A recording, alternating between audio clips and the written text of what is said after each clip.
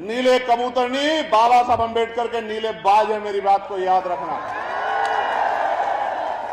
और बाज जब शिकार करता है ना तो वहीं से उठा लाता है जहां छिप के बैठा होता है उसका। हिंदू राष्ट्र की सोच एक पागलपन है, और जो हिंदू राष्ट्र की मांग कर रहे हैं वो नादान बच्चे हैं। ये मैं नहीं कह रहा हूं। अनमैरिड हो तो क्या किसी दलित समाज की बेटी से आप शादी करोगे? तो चेहरे का रंग बदल गया। और यही बात, भाई भाई की बात, जब हमारा आईएएस है यहाँ संतोष वर्मा, जब उसने की कि भाई आप हिंदू हिंदू भाई भाई की बात कर रहे हैं, और खड़े होके कोई उसका पुतला फूंकता है, कोई उसको पीटने की बात करता है, सस्पेंड करा दिया। कल भी मैंने एक नेताजी को सुना भाजपा के कि हम इसको ये कर, निकल जाओगे आप लोग, उसको निकल जाओ, जो हम देख लेते हैं, जाओ, हम खड़े आदिवासी समाज के लोग जाओ। लेकिन भारत के इतिहास में बहुत महत्वपूर्ण दिन है। आज के दिन एक क्रांति सूर्य जो इसी मध्य प्रदेश की धरती से जन्मा था, 14 अप्रैल 1891 को, वो सूर्य 6 दिसंबर 1956 को आज ही के दिन अस्त हुआ था। साथियों, इसलिए बड़े दुख का दिन है। मैं खुद की तरफ से, अपनी पार्टी की तरफ से, हमारे संगठन की तरफ से, एक एक कार्यकर्ता की तरफ से परम पूजनीय विश्व रत्न डॉक्टर बाबा साहब अम्बेडकर को अपनी आदरांजलि पेश करता हूं। और आदरांजलि पेश करने का मतलब ये नहीं है कि सिर्फ भाषण करके या नारा लगा के बात खत्म हो जाए। आज इस मध्य प्रदेश की धरती पर जब मैं सुबह पार्लियामेंट गया था बाबा साहब अम्बेडकर को नमन करने के लिए, तो ये संकल्प लेके वहां से चला था कि आने वाले कुछ सालों के बाद देश की संसद में एक अम्बेडकरवादी प्राइम मिनिस्टर बनकर जाएगा। ये संकल्प करके आज दिल्ली की पार्लियामेंट से निकला। प्यारे साथियों, बाबा साहब को मानने का मतलब है बाबा साहब को जानना। जब तक आप बाबा साहब को जानोगे नहीं, तब तक आप बाबा साहब को मान नहीं सकते। और उनको सच्ची आदरांजलि ये होगी कि आप बाबा साहब अम्बेडकर के विचारों को पढ़ें और उन विचारों पर चलने का काम करें। मैं जब जब मध्य प्रदेश आता हूं, मुझे मध्य प्रदेश से झोली भर भर के प्यार मिलता है, इसमें कोई दो राय नहीं है। देश में बड़े बड़े आंदोलन हुए, बड़े बड़े सम्मेलन हुए, लेकिन भोपाल जैसा सम्मेलन मध्य प्रदेश के अलावा कोई नहीं कर पाया। लेकिन सिर्फ भोपाल के सम्मेलन से बात आगे नहीं बढ़ेगी। मैं आज के कार्यक्रम की शुरुआत उस शपथ से करूंगा जो शपथ अभी पश्चिम उत्तर प्रदेश के 3 मंडल की सभा करके हम लोगों ने लिया था। महत्वपूर्ण दिन है।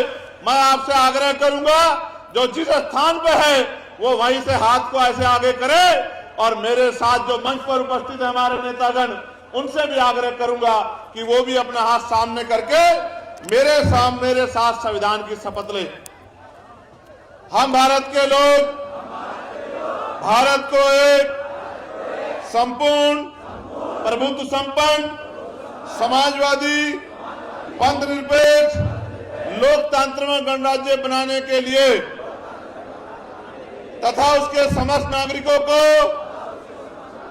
सामाजिक, आर्थिक और राजनीतिक न्याय, विचार, अभिव्यक्ति, विश्वास, धर्म और उपासना की स्वतंत्रता, प्रतिष्ठा और अवसर की समता प्राप्त कराने के लिए तथा उन सब में व्यक्ति की गरिमा और राष्ट्र की एकता और अखंडता सुनिश्चित करने वाली बंधुता बढ़ाने के लिए हम सभी संविधानवादी आज 6 दिसंबर 2025 को बाबा साहब अम्बेडकर के परिनिर्वाण दिवस पर इस अवसर पर इस ऐतिहासिक संवैधानिक अधिकार बचाओ जनसभा में, श्रद्धांजलि सभा में परम पूजनीय बाबा साहब अम्बेडकर द्वारा लिखित हमारे पवित्र संविधान के प्रति अटूट निष्ठा प्रकट करते हुए ये शपथ लेते हैं कि हम संविधान के मूल स्वरूप लोकतांत्रिक आदर्शों, वैज्ञानिक चेतना और समता मूलक व्यवस्था को सुरक्षित, संरक्षित, सशक्त बनाए रखने के लिए दृढ़ संकल्पित हैं। जय भीम, जय भारत, जय संविधान, जय मंडल, जय जोहार। आज भी कोशिश करूंगा कि जो बात नहीं आया हो वो बात आपको सुनाकर जाऊं, और सिर्फ सुनाकर नहीं जाऊं, आपसे आशा उम्मीद करता हूं कि आज से आप उस बात पे पहरा देके उस बात को मजबूत करने का काम करोगे। करोगे नहीं करोगे जरा बताओ। प्यारे साथियों, मैं उन तमाम संतों, गुरुओं, महापुरुषों को याद करता हूं जिनकी तस्वीरें यहां लगी हैं, और इसलिए याद करता हूं कि उन तमाम महापुरुषों ने अपने जीवन का क्षण क्षण हम कमजोर वर्गों के लोगों को मुख्य धारा में लाके स्वाभिमान सम्मान का जीवन देने के लिए लगा दिया। सम्मानित बंधुओं, बहुजन समाज के पहरेदारों, महसूस करके देखो जिस महापुरुष का परिनिर्वाण आज मना रहे हैं, क्या बीती होगी उन पर जब उन्होंने अपने 4-4 बच्चों को इसलिए कुर्बान कर दिया कि कल आने वाला हमारा जीवन सम्मान का जीवन हो, अधिकार का जीवन हो। याद करके देखो, याद करके देखो, महसूस करके देखो। अगर एक छोटा सा कट लग जाता है, थोड़ा सा खून निकल जाता है, हाथ जल जाता है, उंगली जल जाती है, कोई एक शब्द कह देता है, तो हम पे क्या बीतती है जब हमारे ऊपर दर्द आता है। महसूस करके देखो जिनके बच्चे बलिदान हो गए और उनसे उनकी पत्नी ने कहा कि बाबा साहब आप तो कहते थे कि राज रतन राज करेगा, राज रतन तो इस दुनिया में भी नहीं रहा। तो बाबा साहब अंबेडकर ने क्या कहा कि एक राज रतन की परवाह करूंगा तो कौन राज रतन इसी तरह से मर जाएंगे, मुझे एक राज रतन की नहीं, अपने करोड़ों बच्चों की चिंता है। ऐसे बाबा साहब अंबेडकर का परिनिर्वाण दिवस जो मध्य प्रदेश में पैदा हुए, महाराष्ट्र में काम किया, देश के कोने कोने में गए, विदेशों में जाके, गोलमेज कॉन्फ्रेंस में जाके आपके मेरे अधिकार के लिए लड़े। और मैं आपको बताना चाहता हूं, मध्य प्रदेश ही क्यों, देश में कहीं भी एक बड़ी आदरांजलि सभा हो सकती है, मध्य प्रदेश ही क्यों? क्योंकि लगातार मध्य प्रदेश से भाई दामोदर जी, भाई रविंद्र भाटी जी, भाई विनोद जी, लगातार मध्य प्रदेश से एक षड्यंत्र चल रहा है, और वो षड्यंत्र आज उसको बेनकाब करने के लिए आपके बीच में हूं। ये वही इंदरगढ़ है जहां कुछ दिन पहले हमारे भाइयों पे हमला करने की जरूरत की गई थी। ये वही इंदरगढ़ है, मैं इस बात को जानता हूं। और हमला करने वाले भी हमारी ताकत को जानते हैं, वो बेवकूफ नहीं है, हमारी ताकत को जानते हैं। मुट्ठी भर लोग हैं, मैं उनको जानता हूं। अगर एक जोर से आवाज लगा दी तो भग्गी मच जाएगी, मैं इस बात को भी जानता हूं, मैं अपनी क्षमता को जानता हूं। प्यारे साथियों, गौर से सुनो कि क्या षड्यंत्र है। षड्यंत्र ये है कि इस देश को जो मजबूत करता, अखंड बनाता, वो भारत के संविधान को कमजोर करने का षड्यंत्र किया जा रहा है। उस संविधान को कुचलने का षड्यंत्र किया जा रहा है।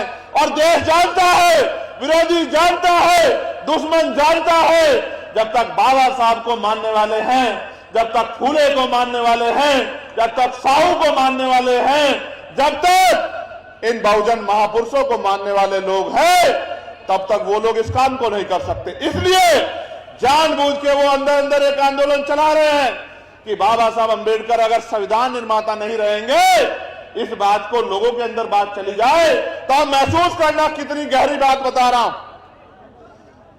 मरते रोज लोग हैं, सड़क पे एक्सीडेंट होते हैं, लोग जलकर मरते हैं, पीड़ा में मरते हैं, तमाम तरह के अन्य अत्याचार में मरते हैं, लेकिन हम उस दुख को कितने समय तक गले से लगाते हैं, हम उस दुख को कितने देर तक याद रखते हैं, हमें उसकी पीड़ा कितनी देर होती है, इस बात को समझना पड़ेगा मेरे साथियों। वो जानते हैं अगर इनके मन से बात निकल जाए कि बाबा साहब अम्बेडकर संविधान निर्माता नहीं है, तो अगर कल हम संविधान को बदलने की कोशिश करेंगे तो ये लोग चुप हो जाएंगे, क्योंकि ज्यादा देर ये दुख नहीं रख पाएंगे मन में। और जब तक ये बात इस देश के इतिहास पर लिखी है, इस देश की छाती पर लिखी है कि बाबा साहब अम्बेडकर संविधान निर्माता है, किसी की मां ने दूध नहीं पिलाया कि वो संविधान की तरफ आंख उठा कर देखे। मेरी बात को आप याद रखें। इसलिए जानबूझ के षड्यंत्र करके आपके मन में जो संवेदना है, जो भावना है, बाबा साहब अम्बेडकर इस देश के प्रति उनको अपमानित किया गया। अंग्रेजों के साथ जोड़ के उनके विरोध में जाति के आधार पे मैं आपको बस ये बताना चाहता हूं, ये षड्यंत्र पुराना है, लेकिन मैं आपको एक घटना के बाद साथ इस बात को मजबूत करके बताऊंगा। महाराष्ट्र में नामांतर आंदोलन चल रहा था। माननीय अध्यक्ष जी, मेरी बात पर गौर करना। महाराष्ट्र में नामांतर आंदोलन चल रहा था। महाराष्ट्र में जो मराठा यूनिवर्सिटी है उसका नाम बाबा साहब अम्बेडकर के नाम पर करने की बात चल रही है। वहां के अम्बेडकरवादी लोग आंदोलन कर रहे थे। गौर से सुनना नौजवान साथियों, वो आंदोलन कर रहे थे। 79 में गोलियां चली, कई नौजवान शहीद हो गए। सरकार ने नाम नहीं बदला, सरकार राजी नहीं थी। लेकिन इधर काशीराम साहब गांव-गांव जाके इस उत्तर प्रदेश, मध्य प्रदेश, बुंदेलखंड के अंदर, राजस्थान के अंदर, पंजाब के अंदर, हरियाणा के अंदर बाबा साहब के विचारों को लोगों से जोड़ने का काम कर रहे हैं। एक ऐसा समय आया कि उधर नामांतर का आंदोलन चल रहा था, शरद पवार जी की सरकार थी, और दूसरी तरफ यहां उत्तर प्रदेश में 14 अप्रैल 1989 को एक यूनिवर्सिटी का नाम बाबा साहब अम्बेडकर के नाम पर रखा गया। यह आंदोलन नहीं चल रहा था उत्तर प्रदेश में, आंदोलन मराठा महाराष्ट्र में चल रहा था, नाम उत्तर प्रदेश में रखा गया। क्यों? क्योंकि बाबा साहब अम्बेडकर के अनुयायी मान्यवर काशीराम साहब ने बाबा साहब के नाम पे जन समर्थन जुटाने का काम तैयार कर दिया था और घर घर तक बाबा साहब की बात पहुंचाने का काम कर दिया था। इसलिए उनको लगा इस देश में कुछ भी सामाजिक नहीं है, कुछ भी सामाजिक नहीं है, सब राजनीतिक है। आज अगर आपकी जरूरत होगी, यही नेता आपके पैरों में पड़े दिखाई देंगे, आपके पैर पकड़े दिखाई देंगे, आपका हाथ अपने सर पर रखवा रहे होंगे, आपको भाई, चाची, ताई, बहन कह रहे होंगे, और जब चुनाव खत्म हो जाएगा, इनका मतलब खत्म हो जाएगा, आपकी गली बस्ती में पैर भी नहीं रखेंगे। मेरी बात को आप याद रखना। न होता वोट का अधिकार। ये हम पढ़ते हैं बाबा साहब अम्बेडकर को, हम पार्लियामेंट की डिबेट पढ़ते हैं, और मैं आपको सच बता रहा हूं, SIR चल रहा है। इस वोट को दिलाने के लिए बाबा साहब अम्बेडकर ने लंबे समय तक गोलमेज कॉन्फ्रेंस में और देश के तमाम नेताओं को सहमत किया कि एक एक बालिग व्यक्ति को वोट का अधिकार मिलना चाहिए। कोई राजी नहीं था। कोई कहता पूंजीपतियों को मिलना चाहिए, कोई कहता पैसे वालों को, कोई कहता पढ़े लिखे लोगों को। बाबा साहब अम्बेडकर ने कहा, जब तक मेरे इस कमजोर हक वंचित समाज को, मेरी बहनों को, माओ को, मेरे नौजवान बच्चों को, बुजुर्गों को वोट का अधिकार नहीं मिलेगा, लोकतंत्र पैदा नहीं हो सकता। ये बात मैंने आपको किसने बताई? आप याद रखो, काशीराम साहब कहते थे, चमचों को कुछ मत कहो, जिन हाथ में चमचे हैं उन हाथ पे चोट मारो। इन चमचों के पिताजी कौन है, इन चमचों की पार्टी कौन सी है, इस बात को बस अपने दिमाग में बिठा लो, और उस पार्टी का एक भी आदमी जीतना नहीं चाहिए। ये सब सीधे हो जाएंगे। मेरी बात को आप याद रखें। ये जो रोज आपके खिलाफ मुहिम चलाते हैं ना, जो नेता आपके खिलाफ बोल रहा है, कुछ मत करो, लोकतंत्र है, बोलने की आजादी है, व्यक्ति की आजादी है, बस उसकी आईडी निकालो, उसका पता निकालो, और ये देखो कि वो और उसका परिवार कौन सी पार्टी से जुड़ा हुआ। और जब आपको पता लग जाए तो जन जागरण अभियान चला चला के अपने एक एक आदमी को बताने का काम करो कि इस पार्टी के व्यक्ति को किसी भी कीमत पे हम लोग विधानसभा, लोकसभा में जाने नहीं देंगे। मैं आज लिख के कहता हूं, इस देश में अच्छे अच्छे सीधे हुए हैं और अच्छे अच्छे सीधे हो जाएंगे। कुछ ही दिनों की बात है। मेरी बात को आप याद रखें। MP की हवा बदल रही है, नौजवानों में गुस्सा है, बहुजन चेतना जाग रही है, और मैं लिख के देता हूं, याद करो, जब मध्य प्रदेश से जाके बाबा साहब अम्बेडकर महाराष्ट्र में आंदोलन को खड़ा कर सकते हैं, जब मान्यवर काशीराम साहब पंजाब से जाके उत्तर प्रदेश में आंदोलन को खड़ा कर सकते हैं, बस आपके अंदर हौसले की कमी है। 90% आबादी SC ST OBC की है मध्य प्रदेश में, SC ST OBC की। आप में हौसले की कमी है। ये कांग्रेस के लोग किसकी वोट से एमएलए बनते हैं, ये बीजेपी के लोग किसकी वोट से एमएलए बनते हैं? वोट तो 90% आपका है और राज किसी और का है। मैं तो जानता हूं कि मध्य प्रदेश में क्या हो रहा है। मान्यवर काशीराम साहब को मध्य प्रदेश से बहुत उम्मीदें थी और इस बेल्ट से और ज्यादा उम्मीदें थी। वो कहते थे इस बेल्ट का मेरा बहुजन समाज का व्यक्ति स्वाभिमानी है, वो भूखा रह लेगा लेकिन स्वाभिमान से समझौता नहीं करेगा। इसका उदाहरण 2 अप्रैल 2018 को हमने देखा था। 2 अप्रैल 2018 को हमने इसका उदाहरण देखा था जब मेरे नौजवान भाइयों ने पूरे देश को बताने का काम किया था कि ये ग्वालियर चंबल संभाग, रीवा संभाग किसी के झुकने दबने वाला नहीं है। प्राणों का बलिदान देके उस आंदोलन को अपने खून से सींचा था मेरे भाइयों। सम्मानित साथियों, यहां से एक आदमी निकला और मैं उसको इसलिए बाबा नहीं कहता क्योंकि देश के प्रधानमंत्री जी भी उसको बाबा नहीं कहते, वो कहते मेरा छोटा भाई। आप सुन लेना, मैं संवैधानिक व्यक्ति हूं। तो जब प्रधानमंत्री सांसद हैं, वही सांसद ही प्रधानमंत्री बने हैं, जब वो छोटा भाई कहते तो मैं काहे को बाबा कहूं? मैं तो एक ही बाबा को जानता हूं जिनका नाम है डॉक्टर बाबा साहब अम्बेडकर। तो उन्होंने नारा दिया कि जात पात की करो विदाई। तो दामोदर साहब खड़े हो गए, बोले जी विदाई कर देंगे, ठीक है, लेकिन मेरे 5-4 सवाल इनका जवाब दे दो। तो मैंने मीडिया से सुना कि अच्छी डिबेट चल रही है, चर्चा होनी चाहिए। तो एक कैमरामैन ने, एक पत्रकार ने उनके आगे माइक किया कि साहब जात पात की विदाई कर रहे हो तो जात पात खत्म कर दोगे? तो बोले नहीं, हम आज के लोगों की बात आप कहां मानने वाले हैं, तो इसलिए मैं आपसे कह रहा हूं। फिर उन्होंने, पत्रकार ने उनसे कहा कि भाई सवाल ये आ रहा है कि आप अनमैरिड हो तो क्या किसी दलित समाज की बेटी से आप शादी करोगे? तो चेहरे का रंग बदल गया। और यही बात, भाई भाई की बात, जब हमारा आईएएस है यहाँ संतोष वर्मा, जब उसने की कि भाई आप हिंदू हिंदू भाई भाई की बात कर रहे हो, गौर से सुनो, ताली बज बजाओ, गौर से सुनो, कान खोलो अपने। मैं भी मध्य प्रदेश पे निगाह बना के बैठा हूं, मेरा ध्यान ऐसा नहीं मध्य प्रदेश पे नहीं है। और मैं ये बताना चाहता हूं तमाम पार्टी के उन नेताओं को जो इकट्ठे होकर कह रहे हैं संतोष वर्मा को ये कर देंगे वो कर देंगे, कितने संतोष वर्मा को क्या करोगे? कल हर घर से संतोष वर्मा निकलेगा, दामोदर मंडल निकलेगा, रविंद्र भाटी निकलेगा, देखूंगा कितने लोगों को आप क्या करोगे। तो उन्होंने क्या कहा?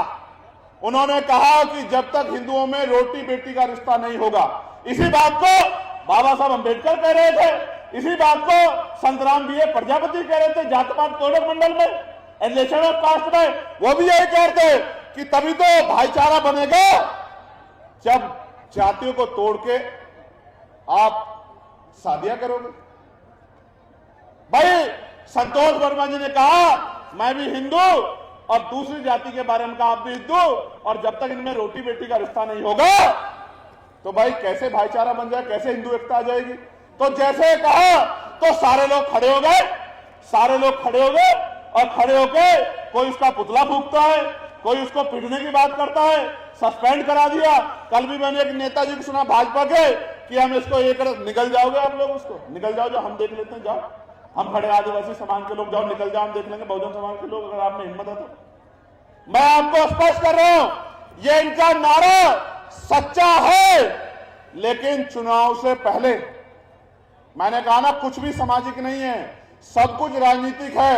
चुनाव से पहले ये नारा सच्चा है और चुनाव के बाद ये नारा खोखला है। फिर चुनाव के बाद कुशवाहा के सर पे पेशाब भी यही करेंगे, कुशवाहा को जूता भी यही चटवाएंगे थूक, पाल बघेल को जो है अगर वो कथा करेगा तो उसको पीटने का काम भी करेंगे और बारात रोकने का काम भी करेंगे और तमाम तरह का उत्पीड़न करने का काम करेंगे और आरक्षण के नाम पे गाली देने का काम करेंगे और चुनाव में आपके पैरों में ऐसे पड़ के आपसे वोट लेने का काम करेंगे। आपको समझदार बनना होगा।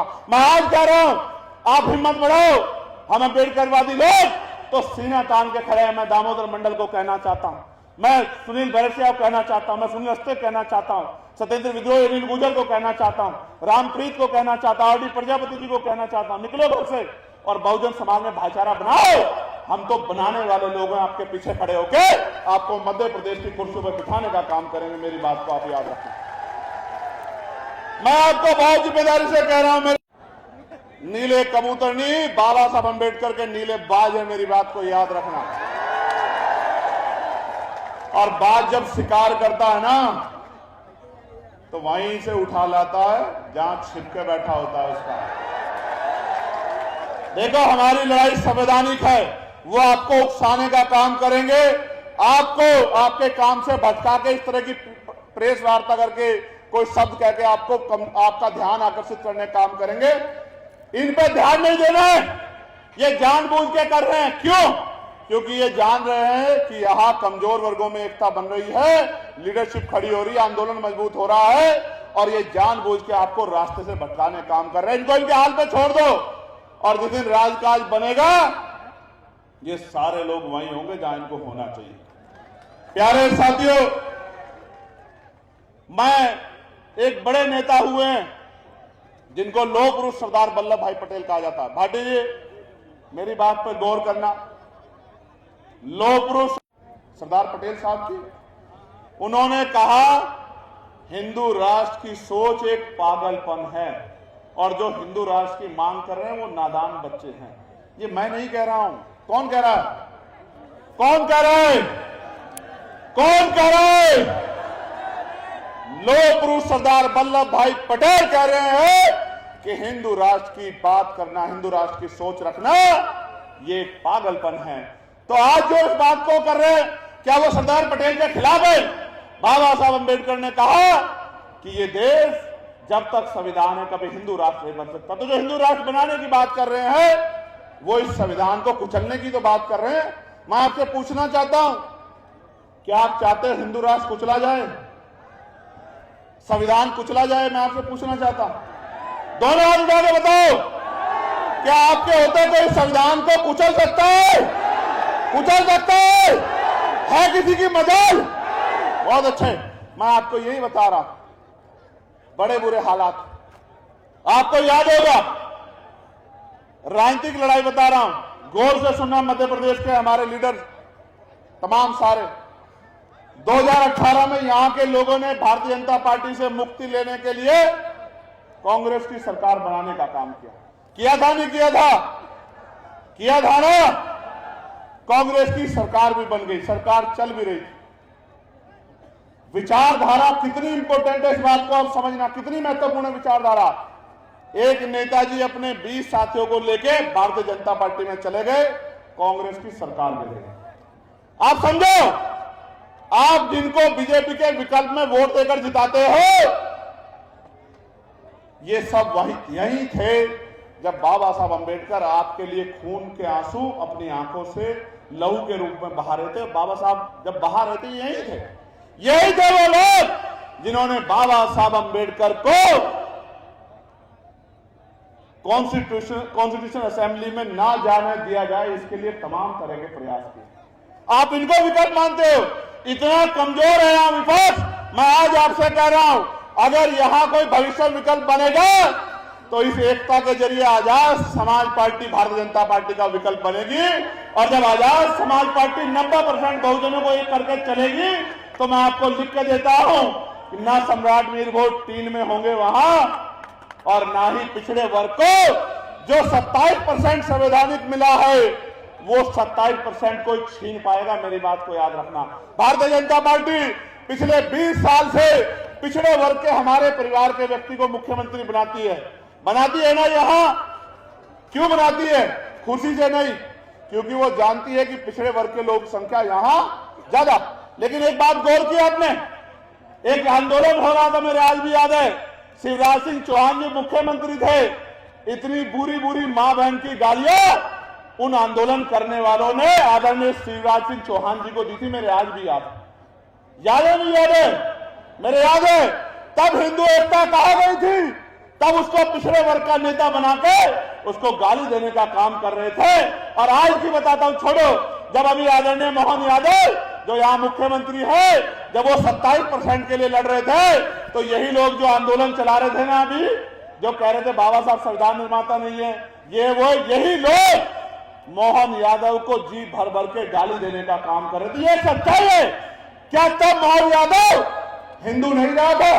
क्या तब शिवराज सिंह चौहान हिंदू नहीं रहा था? चुनाव खत्म हुआ, फिर वो भाईचारा भी खत्म हुआ जो चुनावी भाईचारा था। मैं आपसे कहना चाहता हूं मेरे प्यारे साथियों, समय की पाबंदी ना होती और मेरे कंधों पे ज्यादा जिम्मेदारी ना होती और उत्तर प्रदेश टारगेट में ना होता तो सबसे पहले मध्य प्रदेश में बाबा साहब अंबेडकर, फूले, साहू, पेरियार की अलग जगाने का काम मध्य प्रदेश से घर घर जाके हम लोग करते। आज आप यहां आए हो, एक वादा मुझसे करो, अगर सच में बाबा साहब के लिए जीना चाहते हो, सच में काशीराम साहब के लिए जीना चाहते हो, सच में मां बहनों को स्वाभिमान सम्मान का जीवन दिलाना चाहते हो, सच में राष्ट्रपिता ज्योतिबा फूले, छत्रपति साहू जी महाराज, ईवी पेरियार, रामा नायकर स्वामी, पेरियार लाल यादव, बाबू जगदेव प्रसाद कुशवाहा, जननायक कर्पूरी ठाकुर का, संतराम बीए प्रजापति जी का, ब्रह्मानंद लोधी जी का सपना पूरा करना चाहते हो तो ऐसे यहां दिल पे हाथ रखो, ऐसे रखो दिल पे हाथ। दिल इधर नहीं होता, राइट साइड लेफ्ट साइड होता है, याद रखना। दिल पे हाथ रखो और पूछो, क्या इस गरीबी, बेबसी, लाचारी की जिंदगी में खुश हो? क्या बताओ? दोनों हाथ उठा के बताओ, खुश हो क्या? कौन बदलेगा इसको? कैसे बदलेंगे? लोकतंत्र में एक ही तरीका बदलने का, जब आपके उंगली बटन दबाने के लिए जाए तो वो बटन स्वाभिमान सम्मान का प्रतीक आजाद समाज पार्टी काशीराम का होना चाहिए। आप जानते हो, गोलियां खाई, लाठियां खाई, जेलें काटी, चुनाव चल रहा था, गुर्जर समाज के सैकड़ों भाइयों को जेल में घेरने के लिए जहां ग्वालियर में आंदोलन हुआ, नेता छिप छिप कर बैठ गए। रविंद्र भाटी जी ने मुझसे कहा कि भाई चलना है, विनय भाई ने मुझसे कहा आज चुनाव सर पे है, मैंने कहा चुनाव आप संभाल लेना, मैं इस पिछड़े वर्ग में भाईचारा बनाने के लिए निकला हूं। अगर आज उनके साथ नहीं खड़ा होऊंगा तो कल आने वाली पीढ़ियां मुझे माफ नहीं करेंगी, और अगर आज यहां इस दूधरेज साथी के साथ नहीं खड़े होऊंगा तो भी आने वाली पीढ़ियां हमें माफ नहीं करेंगी कि जिन पिछड़े वर्ग के महापुरुषों ने, जो हमारे महापुरुष हैं, चाहे फूले जी हो, चाहे साहू जी हो, चाहे मामना रामसु वर्मा हो, चाहे चौधरी महाराज सिंह भारती हो, चाहे संत राम बीए प्रजापति हो, ये तमाम हमारे महापुरुष, बाबूदेव जगदेव प्रसाद कुशवाहा हो, कर्पूरी ठाकुर हो, अगर इनके आंदोलन को कोई आज अगर आगे बढ़ाने का काम कर रहा, अगर हमने उसका हाथ नहीं पकड़ा और कहीं उसको कोई नुकसान होगा तो लोग कहेंगे ये आंदोलन तो अच्छा है लेकिन ये कामयाब हो सकता नहीं। मैं आपसे पूछना चाहता हूं, जब मध्य प्रदेश से जाके बाबा साहब अम्बेडकर महाराष्ट्र को कामयाब कर सकते हैं, जब महाराष्ट्र से आके मानवर काशीराम साहब उत्तर प्रदेश को कामयाब कर सकते हैं, तो मध्य प्रदेश के लोग मध्य प्रदेश को कामयाब क्यों नहीं कर सकते? मेरी एक बात का जवाब दो। कर सकते हैं नहीं कर सकते हैं? कर सकते हैं नहीं कर सकते हैं? बताओ। दो मामले, आपके अपने पैसे किसी ने देके भेजा? नहीं, मैं किसी का चमचा नहीं हूँ। मेरे पास जो है, मेरे गांव में जो है 200 घर की बस्ती का है, यादवों की। अब बोलो। मैं किसी का दबलू वाला नहीं हूँ। आपके अपने पैसे हो ना? अपने पैसे से मैं खुशी में बीएसपी था, लेकिन मैं एक साल से मेरे पास मेरे दिमाग में जो आई कि भाई साहब की आपकी सुन के मुझे आंसू आने लगा, तो मैंने कहा भाई साहब में पहुंचो, ये मेरे बाग जला पे है। भाई साहब बिल्कुल बड़े बात भाई। प्यारे साथियों, सीटन जी, एक तो मैं भूमाफियाओं को, हमारे यहाँ जिले के जो अधिकारी हैं उनके जानकारी के से कहना चाहता हूं कि वो गरीबियों की जमीन को छीनने का काम बंद कर दे, इसके परिणाम घातक हो सकते हैं। एक बात और, शिवचरण साहब जो 70 साल के हैं, 5,000 रुपए नहीं है ये शिवचरण साहब, ये मेरे लिए 5 करोड़ के बराबर है, क्योंकि ये गरीब की मेहनत का पैसा है, किसी धन्ना सेठ का पैसा नहीं है। मैं आज फिर दोबारा, मैंने आपको कहा कि मैं पार्लियामेंट में बाबा साहब अम्बेडकर की स्टैचू के आगे दोनों हाथ अपने मजबूती से ये इकट्ठा करके ये संकल्प लेके आया हूं। मौत आ जाए, जान चली जाए, कुछ भी पीड़ा आ जाए, अगर मेरे बच्चों का जीवन भी दांव पे लग जाएगा तो भी चंद्रशेखर आजाद पीछे हटने वाला नहीं है। मेरी बात को आप याद रखें। लंबे समय से ये बहुजन समाज के लोग रूखी सूखी खा के और किस तरह से अपमानित होकर जी रहे हैं, इनके दिन बदलने का समय आ गया। अच्छे दिन का तो मुझे पता नहीं, लेकिन बाबा साहब के सपनों के दिन आएंगे। मेरी बात को आप याद रखना। और हर मां, हर बहन, हर भाई, हर बुजुर्ग रात में सोने से पहले और सुबह उठने के बाद संतों, गुरुओं, महापुरुषों को यह प्रार्थना जरूर करेगा कि हमारे भाई को, हमारे नेता को लंबा जीवन देना, क्योंकि उसके कंधों पे बहुत बड़ी जिम्मेदारी है। प्यारे भाइयों बहनों, बहुजन समाज के पहरेदारों, अब आपके बीच से जाने की इजाजत चाहता हूं इस आशा उम्मीद के साथ कि इस बार आप मध्य प्रदेश में मुझे निराश नहीं करेंगे। नहीं करेंगे ना? जहां तक मेरी आवाज जा रही, दोनों हाथ उठा के बताओ, मदद करोगे नहीं करोगे? ताकत दोगे नहीं दोगे? लड़ाई लड़ोगे नहीं लड़ोगे? किसी की बातों में ना आके अपने आंदोलन को कामयाब करने के लिए संघर्ष करोगे नहीं करोगे? बहुत बहुत धन्यवाद।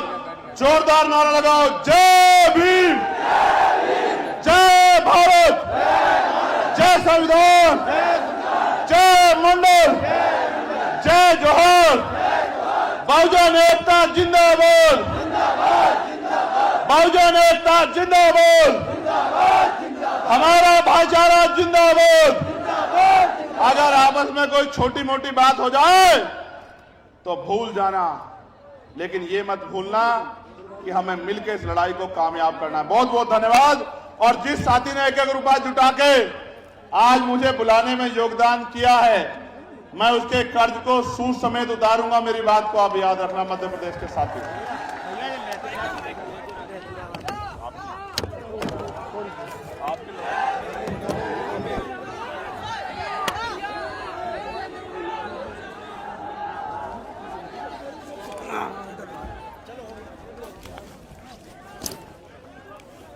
चलो चलो चलो चलो चलो चलो चलो चलिए चलिए चलिए चलिए चलिए चलिए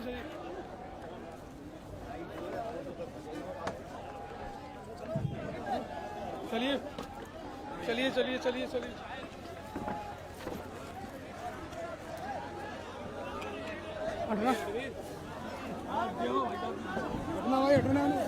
अरे निकल जाओ, जगह भी तो पहले ही नहीं उधर बाहर तुम करो भाई से उतर जान दो। अरे भाई साहब, अरे यार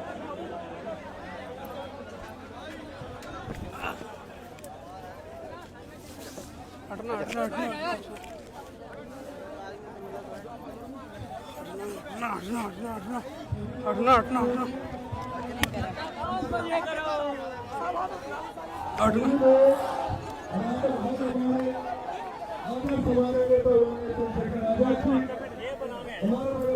मुझे ऊपर निकल जाऊं मैं, आप मत निकलना। भाई लोग रोड शो कर रहे हैं, फालतू में आपसे आप मत निकलना। ये कह सकते हैं नहीं भाई साहब, ये कहेंगे कि तुम कौन सा रोड शो कर रहे हो।